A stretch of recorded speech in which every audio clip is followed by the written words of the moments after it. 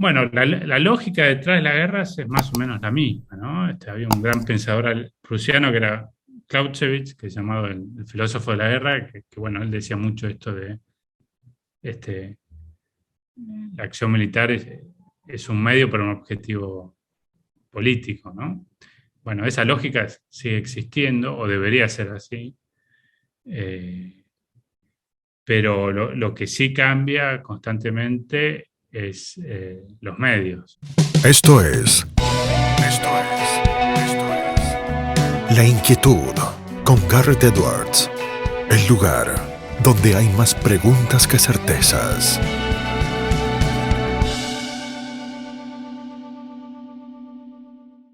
Damos vuelta de página aquí en La Inquietud por CNN Radio Rosario. Tenemos un enorme honor, placer y privilegio. Es el vicepresidente del CARI, del Consejo Argentino para las Relaciones Internacionales. Es autor de múltiples libros, entre los cuales se encuentran La Argentina y el Mundo, La Rebelión de las Naciones, La Argentina después de la tormenta. Ha escrito en montones de revistas especializadas a lo largo y a lo ancho del planeta Tierra: Survival, Armed Forces and Society y Comparative Strategy. Es también profesor universitario, ha estudiado en la Universidad Torcuato Di Tella, en la Universidad Johns Hopkins, en King's College London. Es Francisco de Santibáñez. Francisco, ¿cómo estás? Garrett te saluda.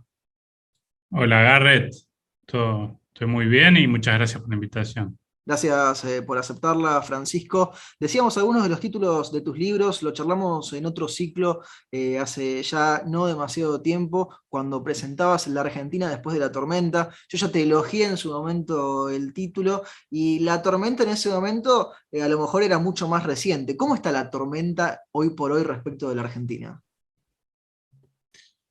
Y hay muchas incertidumbres en el mundo y en Argentina en particular, este, y muchas distracciones también, ¿no? Quizás hay temas más de fondo que deberíamos estar debatiendo, discutiendo, poniéndonos de acuerdo o no, pero visibilizando más, y es como que estamos estancados, como viene pasando hace mucho tiempo en cuestiones de coyuntura, que no dejan de ser importantes, ¿no? Pero en la medida que no levantemos la cabeza y nos enfoquemos en otros temas que todavía son más importantes para el futuro del país, me parece que vamos a seguir empantanados, ¿no? Así que sí, yo creo que hay mucho por hacer, y por empezar a discutir otros temas que no son necesariamente los que están en la agenda pública.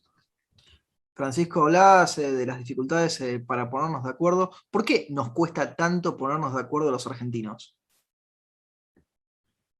Bueno, es algo que siempre pasó, ¿no? No sé si es la idiosincrasia argentina, pero inclusive en la época dorada, la generación del 80 hasta los principios de los 40, había un nivel de enfrentamiento político también muy grande, ¿no? De intentos de revoluciones, de radicales en contra del régimen liberal, este, temas con el sindicalismo. Entonces yo creo que ahí hay una cuestión que no está del todo saldada, histórica, eh, que nos ha acompañado en todas las etapas históricas. También hay que ser justos y hemos vivido épocas mucho peores, al menos en términos de violencia política, ¿no? Uno se olvida, pero desde los 40 hasta los 80, la historia de Argentina también fue muy triste, ¿no? Y la situación, en términos de violencia política, peor que la actual. Eh, pero yo creo que ahora se sufre más quizás la falta de acuerdos porque el nivel de decadencia es mayor, y la falta de esperanza también, ¿no? Uno lo ve con los chicos que se van a vivir afuera, los científicos, los intelectuales, los empresarios, que eso refleja un poco la falta de esperanza. Y cuando perdés la esperanza se vuelve todo más difícil. Pensaba, Francisco, y el ejemplo probablemente demostraba mi edad porque lo imaginaba con Facebook y las amistades y demás, pero traté de acercarlo, también va a ser un poco viejo el ejemplo. En una época Instagram dejaba ver a qué fotos uno le ponía like, ¿no? Uno se iba a una pestañita y podía chequear a qué fotos alguien le había puesto un me gusta. La Argentina parece ser que si tuviera su cuenta de Instagram y se relacionara con los otros países en las relaciones internacionales, que le anda poniendo like siempre a algunos países en particular, algunas fotos en particular. Los vecinos, cuando revisan el Instagram y ven lo que hizo la Argentina con los demás países, ¿qué piensa? No, la clave en política exterior es que te reconozcan como un socio confiable, que tenga una visión de largo plazo y que más o menos la respete, ¿no? De gobierno en gobierno. Y yo creo que lo que ven en Argentina es un país que es poco confiable, porque en muchos temas claves de política doméstica, pero también internacional, hay cambios muy abruptos de gobierno en gobierno, ¿no? Y hay otro fenómeno que no solo pasa en Argentina, sino en toda la región, que es parece que hay una tendencia a subordinar la política exterior a cuestiones partidarias, que es más que la ideologización, ¿no? La ideologización quizás de la política exterior es una consecuencia, pero muchas veces se está definiendo temas importantes de política exterior en base a la conveniencia del momento del gobierno de turno, ¿no? O para buscar apoyo de un gobierno ideológicamente común o de un sector político que está en la oposición de otro país, a pesar de que eso daña las relaciones con el gobierno del otro país, y eso tiene un costo para la Argentina, o para movilizar a la base local, ¿no? Que quizás no la podés movilizar con medidas populistas en lo económico, y lo haces con cruzadas ideológicas en política exterior o con señales, ¿no? Y esto en América del Sur me parece que lo venimos viendo en América Latina hace varios años ya, y no es casualidad que las relaciones entre los países están cada vez peor, ¿no? Sí. Los proyectos de integración están parados, hay mucha desconfianza, han vuelto temas como conflictos territoriales a la agenda, hay falta de diálogo entre Argentina y Brasil, por ejemplo. Entonces es una situación difícil en la región, difícil para Argentina, y a eso le tenés que sumar en general y en Argentina en particular la falta de crecimiento económico, que es algo que se habla poco, pero estamos todos de acuerdo que hay que desarrollar el país, la sociedad, pero si no crece la economía no hay forma, ¿no? Y no estamos creciendo. Y yo creo que ese es el origen de muchos males y no siempre estamos focalizándonos en ese tema. Francisco, publicaste recientemente en La Nación un artículo interesantísimo y que además tiene una imagen que es para guardar con la bandera argentina ahí sostenida en el medio de una suerte de estatuas de cabezas gigantes del águila y del dragón. ¿El mundo o la Argentina están repartidos o divididos entre Estados Unidos y China? ¿Ese es el esquema por lo menos en el que estamos ahora sumidos? Bueno, los países están actuando como si fuese así, ¿no? Y si vos ves la distribución de poder en lo económico, lo político, lo tecnológico, hay una distancia muy grande entre China, Estados Unidos y el resto de los países. Así que yo te diría que sí, estamos entrando en una etapa, o ya estamos en una etapa que está definida por una competencia estratégica entre dos grandes potencias, que es distinta a la Guerra Fría, pero tiene características similares. Y estamos dejando atrás la etapa del dominio del sistema internacional por Estados Unidos, ¿no?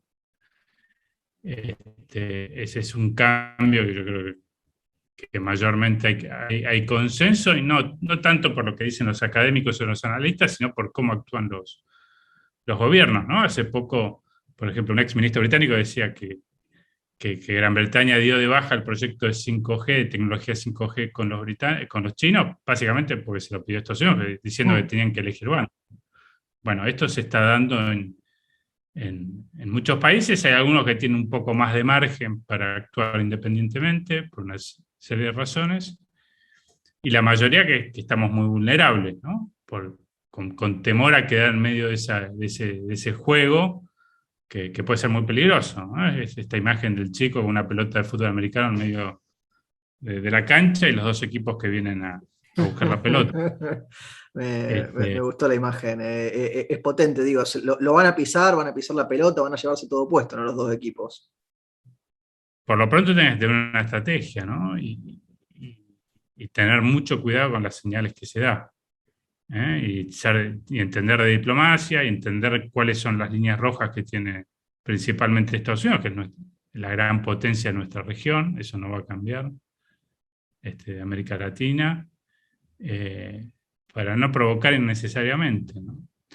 Porque de vuelta, estamos en una situación distinta a la que estamos acostumbrados y meterse en ese tipo de juegos y cometer errores es muy peligroso. En los últimos 2 años, Francisco, la variable pandemia estuvo en cuanto a análisis ha habido y por haber. ¿Va a empezar a haber un punto en el que la pandemia, te parece, deje de ser una variable de importancia para los distintos estados? Bueno, depende de la ciencia, ¿no? Y no es muy claro cómo se va a desarrollar la, la pandemia. Aparentemente estaría llegando a su fin, eh, y uno, al menos en términos económicos, nota que las economías desarrolladas están volviendo a nivel de crecimiento, recuperando el nivel de crecimiento que perdieron el año pasado.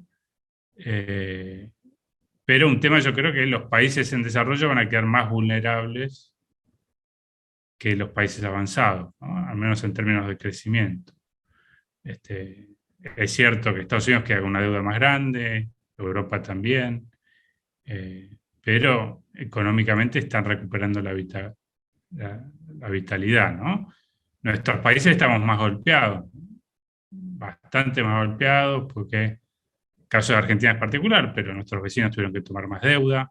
Eh, la brecha educativa va a ser enorme entre los chicos que tuvieron acceso a educación online y los que no, y va a ser muy grande entre nuestros países, tuvieron menos días de clase, todavía más grande que de la que nos separa con. O sea, las consecuencias van a quedar, pero yo creo que sí, que lo estamos superando.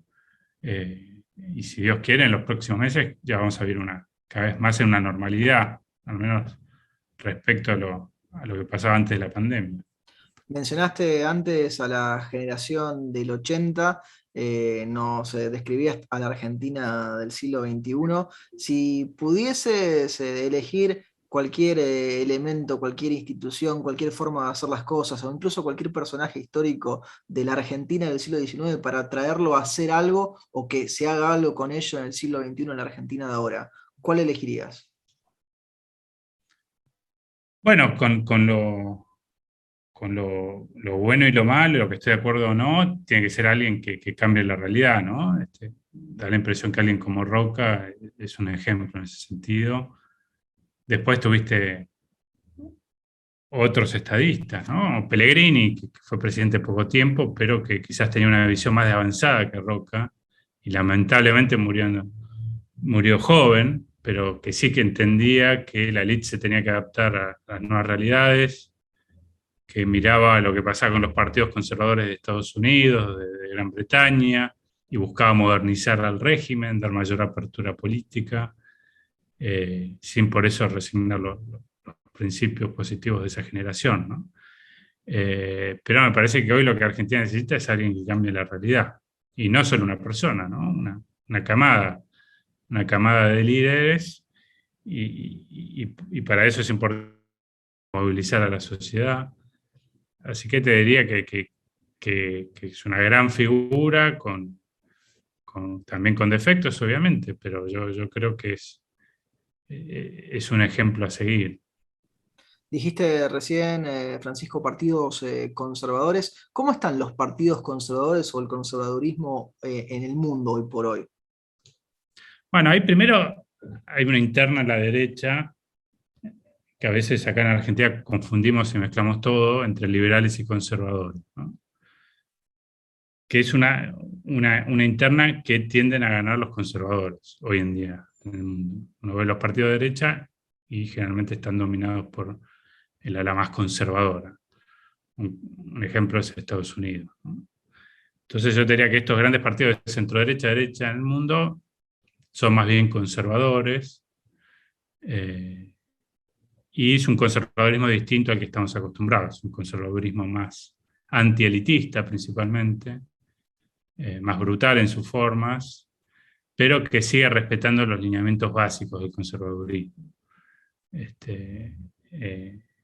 Tienden a ser más nacionalistas, capitalistas, pero están dispuestos a sacrificar eficiencia económica por otro tipo de objetivos, una visión más identitaria, el rol de la familia, etcétera, muy asociados a las instituciones religiosas, ¿no? Bueno, salvando las diferencias, eso es lo que es el Partido Republicano de Estados Unidos, es lo que es Putin en Rusia, Erdogan en Turquía, etcétera. Son partidos conservadores con diferencias, algunos más democráticos que otros, ¿no?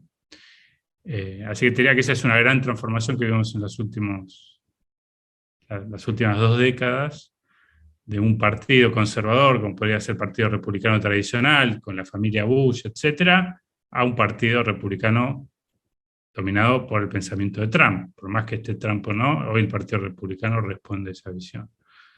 Entonces es un cambio grande. Lo ves en España ahora con el crecimiento de Vox, que lo obliga al Partido Popular a moverse a la derecha. Probablemente va a gobernar seguramente en coalición con Vox. Entonces hay una derecha que no es homogénea y que está en ebullición, ¿no? Que hay internas a diferentes visiones. Y me parece es un tema que hay que analizar, especialmente desde la Argentina, que tenemos una visión muchas veces muy simplista de lo que pasa ideológicamente en otros países. Entonces, esa confusión de la que hablabas cuando arrancabas el análisis del caso argentino para el liberalismo y con el conservadurismo se debería, decís vos, a un simplismo o una reducción de un montón de variables o de características que en el mundo quizás están mucho más analizadas o mucho más detalladas. Sí, acá dentro del liberalismo se mete todo, ¿no? Y la realidad es que el conservadurismo tiene una tradición muy diferente a la del liberalismo. Para mí son tradiciones, no sé, la escuela británica, anglosajona de Edmund Burke, de la tradición, de la gradualidad de los cambios. Tenés toda una tradición más bien ligada al pensamiento católico, el pensamiento de San Agustín, Santo Tomás, que quizás es la que estamos más acostumbrados en Argentina, del orden natural, etcétera. Y después tenés tú un conservadurismo de tradición más continental europea, que creo que la gran figura ahí Hegel, que buscaba una especie de síntesis entre el rol de la familia, del individuo y del Estado, ¿no? Entonces ahí hay una tradición distinta a la del liberalismo, que se basa más en el individuo, en la razón, la ciencia, secularismo, etcétera, lo que todos sabemos. Y en distintos momentos históricos estas dos escuelas, tradiciones, estuvieron enfrentadas. Después, durante la Guerra Fría, al tener un enemigo común, que era el comunismo, el socialismo, formaron una alianza. De esa alianza salió Reagan, salió Thatcher, salió también un cuerpo intelectual muy rico, pero ahora vuelven a separarse, te digo, ¿no? Se nota mucho más este enfrentamiento entre dos visiones distintas. Entonces yo creo que esa es una de las características que estamos viendo, y este conservadurismo popular se sube a la ola también global de descontento con las clases dirigentes y con las élites, ¿no? Esto es otro fenómeno muy importante que estamos viendo en Occidente particularmente, y ahora muy fuerte también en América Latina.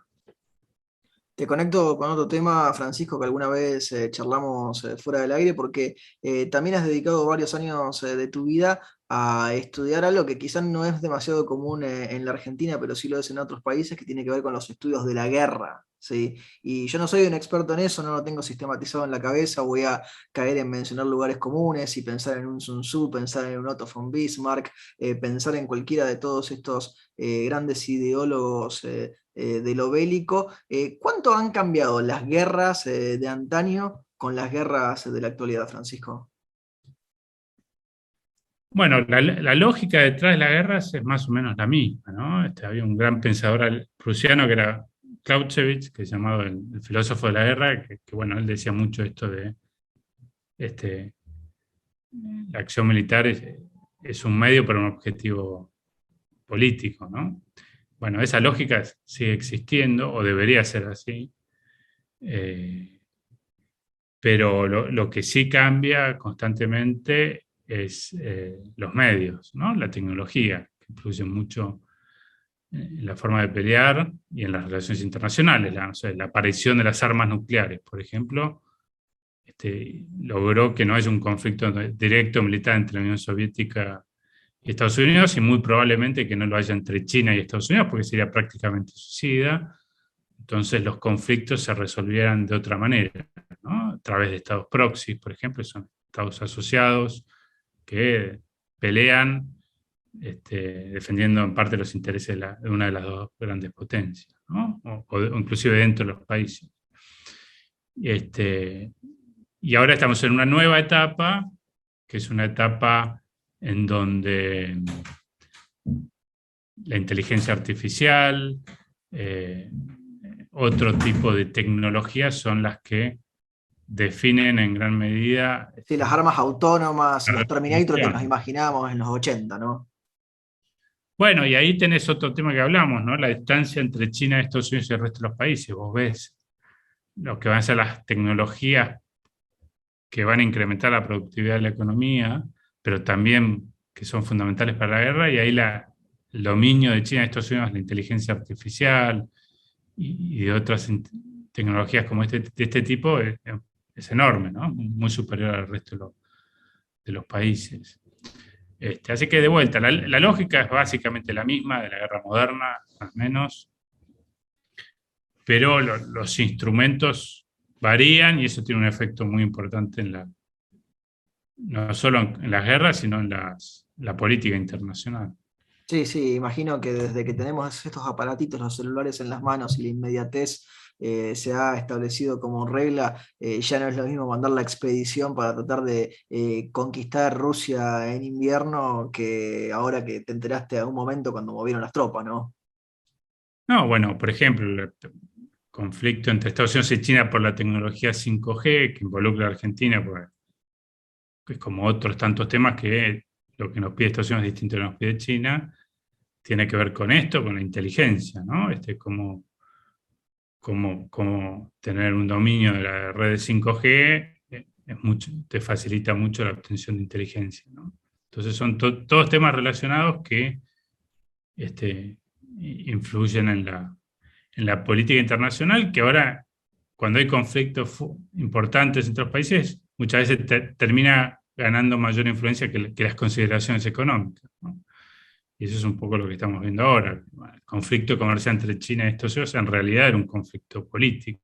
Francisco, antes de que te hagamos la última pregunta, ¿algo que quieras compartir con la audiencia respecto a tus próximos proyectos, ya sea libros? Yo sé que estás con tus columnas semanalmente, pero algo que quieras contarle a la gente del otro lado de lo que estás ahora a lo mejor escribiendo, pensando, ideando, pergeniando. No, yo te diría que más como un proyecto personal, y creo que hay un proyecto de cómo articular los intereses para que empecemos a centrarnos más en el largo plazo, ¿no? En lo estratégico, porque primero porque no se hace, la política en el día a día no lo hace, por el nivel de crisis que hay en Argentina constante, ya no es que no hay tiempo para pensar a largo plazo, sino que no, se perdió la cultura política de pensar a largo plazo. O sea, yo creo que hay un esfuerzo generacional de muchos que tenemos que facilitar esto, ¿eh? Eh, Así que te diría que esa es una de mis principales preocupaciones, y bueno, de distintos ámbitos, creo que intento visibilizar ese problema que enfrentamos, ¿no? Y en segundo lugar, porque mirar a largo plazo también facilita más el Claro. diálogo y los acuerdos entre los actores de ahora, porque no hay mucho que perder en el corto, ¿no? Que muchas veces donde uno se mata por la ganancia a corto plazo.